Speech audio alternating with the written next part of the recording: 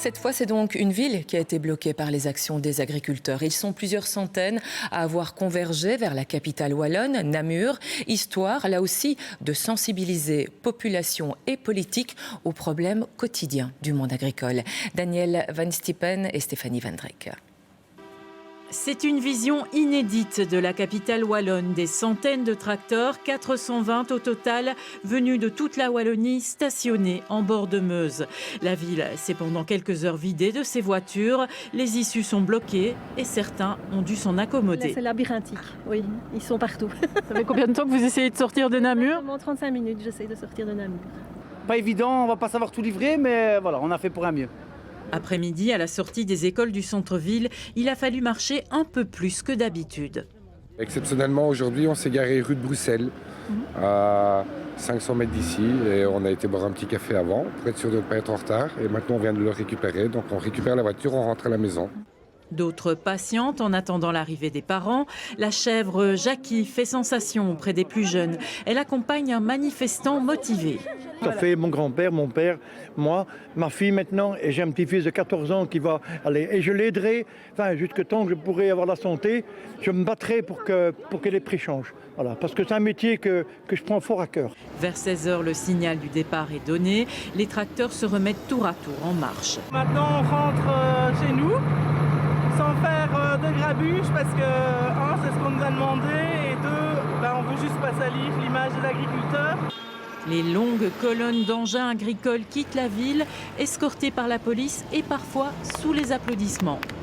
J'applaudis les agriculteurs parce qu'ils prennent soin de notre terre et c'est eux qui s'assurent qu'on aura à manger demain. Une journée qui se termine globalement sans incident, hormis les inévitables embarras de circulation. Eh oui, effectivement, ce soir, les tracteurs ont quitté Namur, tout comme hier soir. Ils ont progressivement quitté l'échangeur de Dossou. Il est rouvert en direction de Liège, mais pas vers Mons. La chaussée a apparemment souffert à cause des feux importants sur place. On voit cela avec Pierre Mélis, Arnaud Hyperciel et Louis Matagne.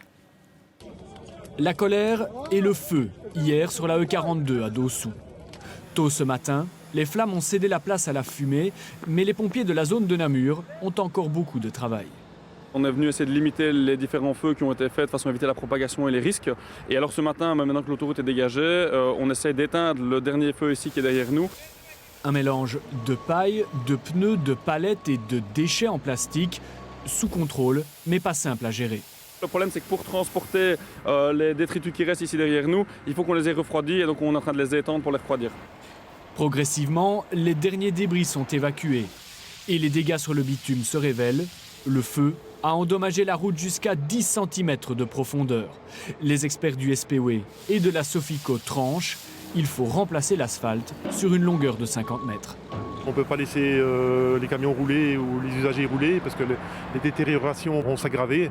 Donc on est obligé d'intervenir malgré les conditions climatiques défavorables afin de garantir une certaine sécurité pour nos usagers.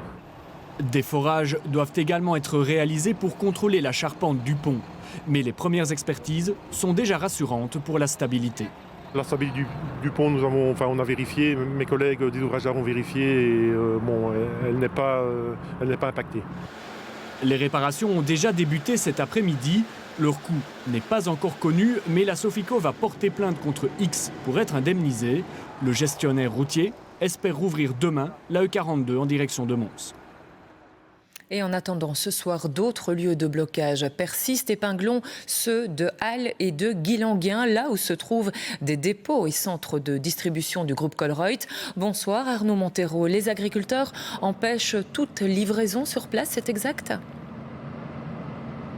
Oui, depuis 17h tout à l'heure, aucun camion siglé Colruyt n'entre ni ne sort de ce dépôt.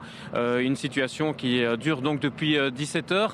Il y a environ une centaine d'agriculteurs qui sont présents ici à Guilanguin et qui bloquent le dépôt avec un slogan « Colruyt s'accapare nos terres ». On le sait, Colruyt achète régulièrement des terres aux agriculteurs belges, parfois à prix fort. Alors pourquoi cibler justement l'enseigne belge? C'est la question qu'on a posée à Johan Ballan. Il est agriculteur à Chièvre. Il est à l'initiative de ce mouvement. Colruyt investit massivement dans les terres agricoles en donnant des prix démesurés pour essayer d'avoir tous les maillons de la chaîne de production des produits alimentaires, du producteur jusqu'au consommateur. Et ça a quoi comme conséquence sur vous? Parce que finalement, on vous achète vos terres. Disons que oui, ils achètent des terres et en fait, nous, rien que pour la transmission à nos enfants, ça fait monter artificiellement le prix de la terre parce que c'est hors valeur. Et en plus, ça empêche l'installation des jeunes, ça empêche la continuité des entreprises familiales, parce que nous sommes tous des entreprises familiales. Donc voilà, c'est pas juste du tout. À la limite, on pourrait revenir à l'époque du métayage, où il y avait les seigneurs propriétaires et les serfs qui cultivaient la terre. Voilà pour ces propos recueillis par Arnaud Montero à Guilanguien. Merci à vous Arnaud. Et pour illustrer encore concrètement pourquoi ils ont la grande distribution dans le collimateur, des agriculteurs sont passés en mode shopping dans un supermarché. À côté des produits belges et européens, on trouve des denrées importées d'autres continents, là où les normes de production sont bien différentes. Nous allons tout de suite à Ciney avec Colin Wilput, François Roideau et Marc Mellon. À Ciney, ce matin, la mobilisation du monde agricole est totale. Des éleveurs bovins pénètrent dans cette grande surface et se dirigent au rayon viande. Arrêtez de rentrer sur le marché des produits qui n'ont pas la même fraîcheur que les nôtres et qui sont 2 fois plus chers. Vous allez voir ici l'entrecôte irlandaise qui coûte 35,90 € le kilo, alors qu'ici on est sur une entrecôte belge, elle coûte 18,90 € le kilo. Donc nous on garantit un travail, une traçabilité, et voilà le résultat. Pour nous, c'est une grosse déception. Les éleveurs sont en fait fiers de la traçabilité de leur production. On a la chance d'avoir l'AFSCA qui contrôle toute notre production de A jusqu'à Z. Et ce qui est malheureux, c'est de voir arriver dans les rayons belges des productions qui ne respectent pas les mêmes normes que nous. Pire, des productions qui sont souvent ionisées parce qu'elles viennent de l'étranger. Alors elles sont garanties 8 semaines après abattage, alors que les nôtres ne sont garanties que 4 semaines. Les producteurs bovins dénoncent des pratiques commerciales qui posent problème lorsque la viande vient de l'étranger. Quand la viande arrive chez nous, qu'elle est transformée dans certains ateliers de découpe, ils ont le droit de mettre viande belge dessus. Mais c'est un scandale, on fait croire n'importe quoi aux gens. De la viande qui vient de l'étranger alors qu'elle est disponible en Belgique scandalise le secteur. Du filet de poulet qui vient de Hongrie, je crois qu'il y a du poulet qui se fait en Belgique. Des magrets de canard qui viennent de Bulgarie, du faisan qui vient du Royaume-Uni. Vous dites quoi, stop à l'importation? Bien sûr. Bon, tout ça, il y en a chez nous. Tout est dit. Les éleveurs bovins wallons veulent continuer à exercer leur passion professionnelle. Ils demandent aux responsables politiques de mettre tout en œuvre pour arrêter la concurrence déloyale dont ils sont victimes. Oui, le groupe Colruyt notamment tient à préciser que dans ces rayons se trouvent aussi les produits de 6000 exploitations agricoles belges. Cela dit, les agriculteurs interpellent aussi les consommateurs que nous sommes tous. Pour des produits de qualité, il faut parfois mettre le prix, mais qui doit payer plus? L'industrie alimentaire, la grande distribution ou les consommateurs donc? Élément de réponse avec Eric Bévert. Payer plus cher pour soutenir les agriculteurs, certains consommateurs sont d'accord. Les prix diminuent chaque année et donc ils n'arrivent même plus à vivre de leur travail. Donc je trouve qu'ils ont tout à fait raison, je les soutiens totalement. Et si maintenant on doit payer le prix exact et que ça nous coûte plus cher, moi je n'aurai aucun problème avec ça. Mais soyons honnêtes, la réponse la plus courante c'est... Non. Non, parce que la vie est dure pour l'instant. Donc voilà, on ne sait pas non plus payer plus quoi. Mais alors, qui doit payer plus cher les produits agricoles? C'est le magasin qui devrait payer un peu plus les agriculteurs. Mais pas le consommateur? Pas le consommateur, il paye déjà assez. Les supermarchés, également pointés du doigt par les agriculteurs, sont-ils prêts à faire un effort? Nous avons des marges très faibles, 1,3 € sur un chariot de 100 € à la fin en caisse. C'est très peu, c'est pas Commerce qui le dit, c'est l'administration des affaires économiques. Donc on ne peut pas s'enrichir sur le dos de qui que ce soit et certainement pas des agriculteurs. Donc vous n'allez pas réduire vos marges et payer plus cher les produits que vous achetez aux agriculteurs? Mais avec les marges de 1,3 €, on est déjà en perte. Il y a déjà beaucoup de nos chaînes qui sont en perte. On a bien vu les restructurations qui ont lieu en 2023. Mais alors, qui pourrait desserrer les cordons de la bourse? On doit réduire les marges de bénéfices de toutes ces grandes entreprises qui prennent beaucoup trop par rapport au prix de production et au prix de consommation. L'industrie alimentaire, mais c'est bien sûr, sauf qu'elle aussi dit avoir du mal. C'est faux de dire que c'est l'industrie alimentaire qui se met l'argent en poche. Au contraire, la marge a aussi diminué pour nos entreprises. On ne peut pas juste augmenter le prix au niveau de l'industrie, l'achat de l'industrie, si on ne peut pas le répercuter après sur le consommateur, le client final. Le consommateur, on y revient. Dans tous les cas, si on augmente les prix agricoles, il devra accepter de voir son ticket de caisse augmenter un peu. Oui, et quelles sont les autres solutions pour aider les agriculteurs, pour faire baisser la tension aussi de ces derniers jours? Les réunions de concertation s'enchaînent au niveau politique. Des représentants du monde agricole ont rencontré différentes autorités régionales et fédérales, dont le Premier ministre. Les rendez-vous se sont enchaînés à Namur et à Bruxelles. Laurent Rare, Hicham Boukrouf et Thomas Deschamps. Maintenus à bonne distance, c'est sans tracteurs et sous bonne garde que les différentes délégations des syndicats agricoles ont été reçues une à une ce matin au cabinet de la ministre wallonne de l'Environnement. On s'est ici en partie excusé pour ce qui s'est passé hier. Maintenant, voilà, on a bien compris la colère des agriculteurs. Elle l'a bien compris, je pense. Ça a montré un message aussi pour les autres ministres qui sont responsables des compétences liées à l'agriculture. On a des dossiers particuliers qui traînent et qu'on voudrait vraiment régler, comme les bordures de ruisseaux, pour que nos animaux puissent, dans certaines conditions, s'abreuver. Des rencontres plus sereines que ces derniers jours, même si les agriculteurs avaient 2 adresses à visiter à Namur, les ministres de l'Environnement et de l'Agriculture les ayant reçus de manière séparée. Une illustration des dissensions au sein du gouvernement wallon. Ce n'est pas un secret que de dire que nos avis ne sont pas concordants sur un certain nombre de choix, mais nous allons essayer bien sûr en gouvernement de pouvoir alors nous accorder et surtout nous accorder sur des mesures qui peuvent alléger le poids qui pèse aujourd'hui sur le monde agricole. Au niveau fédéral, le Premier ministre Alexander De Croo a également dû monter au front alors que la contestation s'étend maintenant à tout le pays et que la Belgique préside en ce moment l'Union européenne. L'agriculture veut être un partenaire dans la transition. Et vous savez, moi je connais aucun agriculteur qui n'est pas un fan de la nature, parce qu'ils vivent de la nature. Ils veulent être partenaires, mais ils ne peuvent pas être partenaires s'ils sont financièrement complètement au sol. Et en tout cas, entre ce soir et jeudi, je ferai l'effort de parler à mes collègues européens. Clairement, sur le Mercosur et les clauses miroirs, il n'y a pas d'engagement ferme. La réponse du Premier et du ministre de l'Agriculture, c'est que ça va être difficile de discuter de ça à la Commission.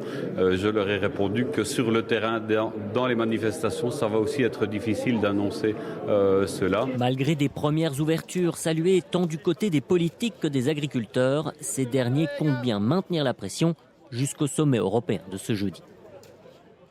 Pression aussi des agriculteurs flamands. Regardez ces actions au ralenti menées ce matin sur le ring d'Anvers. Résultat, plusieurs kilomètres de bouchons. Le dépôt total du port d'Anvers a été mis à l'arrêt pendant quelques heures. Et à l'heure actuelle, les accès au port de Zeebrugge sont fermés et plus de 150 tracteurs sont à l'arrêt sur la E40. Ils viennent du Brabant flamand et ils bloquent la route en direction de Bruxelles. Revenons aux différentes sources des problèmes. On a évoqué notamment la concurrence de denrées produites en dehors des frontières de la Belgique ou de l'Union et donc selon des normes et contraintes différentes. Des produits qui parfois bénéficient de conditions plus qu'intéressantes. Un exemple parmi d'autres, les céréales importées d'Ukraine, le grenier à blé de l'Europe. Philippe Antoine pour plus d'explications. Comme pays producteur de céréales, l'Ukraine est peut-être loin derrière la Chine, les États-Unis ou l'Inde, mais elle fait partie du top 10 mondial. Et parmi ces céréales, le blé est devenu un acteur majeur sur la scène européenne. Peu importé avant l'invasion russe de février 2022, parce qu'il n'était pas vraiment intéressant une fois payés les droits de douane, ce blé ukrainien a par la suite littéralement envahi le marché de l'Union européenne puisque ces fameux droits de douane ont été supprimés. Si l'on compare l'importation de blé en Union européenne pendant les 10 premiers mois de 2022 avec les 10 premiers mois de 2023, on constate une augmentation de 232%.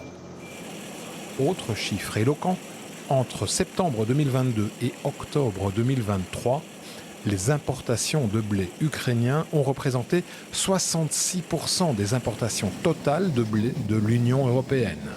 Au niveau belge, le blé vendu par un agriculteur est passé de 200 € la tonne en septembre 2021 à 350 € la tonne en juin 2022, avant de retomber aujourd'hui à 176 € la tonne. Ce n'est pas la seule, mais c'est l'une des données qu'il faut prendre en compte pour comprendre la colère des agriculteurs. Et vous allez d'ailleurs voir comment un agriculteur wallon surveille le cours mondial des céréales. Il scrute le marché pour tenter de vendre son blé au meilleur moment et donc au meilleur prix. Pour lui, c'est un peu une question de survie. Voyez cette rencontre signée Corinne Vlamings, François Andrioletti et David Brichard. Olivier Gatti exploite 85 hectares de terre en province de Liège. Il cultive surtout le blé, une céréale qui ne lui rapporte plus grand-chose. Son prix à la tonne a fortement chuté et les coûts de production, malgré une légère baisse, restent très élevés. L'an dernier, il a gagné 450 € pour 10 tonnes récoltées. Il faut entre 1200 et 1300 € pour mettre un hectare de céréales en place. Le Graal, c'est ce que tous les agriculteurs visent, c'est faire 10 tonnes. Vous faites 10 tonnes à 175 €, ça fait 1750 €. Comptez par vous-même ce qui reste. Comme le prix du blé se calcule au niveau mondial, Olivier, lorsqu'il n'est pas dans ses champs, scrute le cours des céréales sur Internet. Son objectif, vendre au meilleur prix. Plusieurs fois par semaine, il analyse même ce qu'il se passe au niveau de la bourse de commerce de Chicago. Quand il y a un soubresaut à la bourse de Chicago, le lendemain matin, la bourse européenne va prendre le soubresaut et va aller dans le même sens. Si on veut vraiment aller chercher le dernier euro sur la tonne de blé, je ne dis pas qu'il faut le faire tous les jours, mais il faut rester informé en tout cas, oui. Son blé, cet agriculteur le stocke chez un négociant qui est chargé de trouver des acheteurs. Nous ne verrons pas les tonnes de céréales dans cet hangar, car son propriétaire est parti manifester. Mais il semblerait que les affaires ne vont pas très bien. Avec le blé ukrainien qui inonde les marchés européens, les échanges sont très faibles. Et ça, on sait le voir sur Internet. On voit le nombre d'échanges par jour et c'est assez calme pour l'instant. Donc c'est pas une belle période? Non, c'est pas une belle période. 2023 a été une très mauvaise année pour Olivier. Pour l'instant, il résiste financièrement, mais il redoute de ne pas tenir avec le futur qui s'annonce. Et cette colère des agriculteurs, vous le savez, elle s'exprime aussi en France et elle s'est invitée dans le discours de politique générale du tout nouveau Premier ministre, Gabriel Attal. Impossible pour lui d'ignorer la pression et la crise du secteur. Mais y a-t-il de quoi apaiser les agriculteurs français qui, avec leurs tracteurs, ont pris position aux portes de la capitale? On va en parler directement avec Adeline Percept. Bonsoir Adeline. Des échos, des réactions ce soir? Eh bien, Gabriel Attal, vous l'avez dit, était sacrément attendu au tournant. Il a annoncé quelques mesures, des aides d'urgence aux viticulteurs, l'arrivée des fameux chèques de la PAC que les agriculteurs attendent depuis un moment maintenant.